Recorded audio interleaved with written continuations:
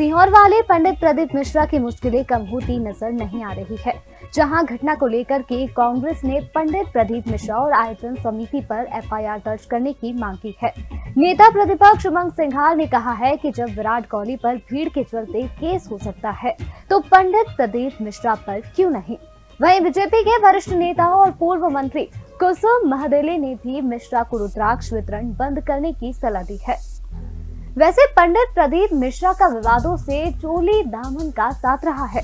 इसी साल राजस्थान के जयपुर में अपनी कथा के दौरान वे महिलाओं की नाभि पर टिप्पणी करके विवादों में फंस गए थे। उन्होंने ईसर गौरा शिव महापुराण कथा का वाचन करते हुए कहा था कि भगवान शिव और माता पार्वती के प्रसंगों के साथ वे सामाजिक सुधार के लिए युवा पीढ़ी को अच्छे संस्कार भी दे रहे हैं। उन्होंने कहा था कि वर्तमान समय में बढ़ रहे अपराधों का सबसे बड़ा कारण आजकल लोगों का भोजन और पहनावा है। अगर हम शुद्ध और सात्विक भोजन करेंगे तो हमारे मन में शुद्ध विचार उत्पन्न होंगे। मांसाहार या तामसी भोजन लेंगे तो इंसान का मन भी तामसी प्रवृत्ति का हो जाता है। इसी तरह अगर संस्कृति के हिसाब से वस्त्र धारण करने के बजाय अगर पश्चिमी देशों की संस्कृति अपनाते हुए छोटे कपड़े पहनेंगे तो वह अपराध को आमंत्रण देने के समान है।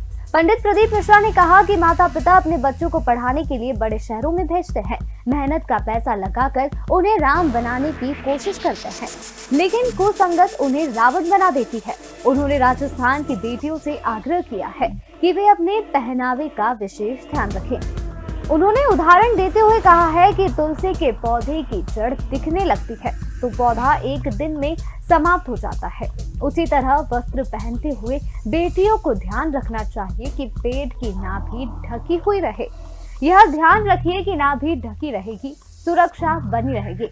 शालीन पहनावा से अपराधों का शिकार होने से काफी हद तक जो है बचा जा सकता है।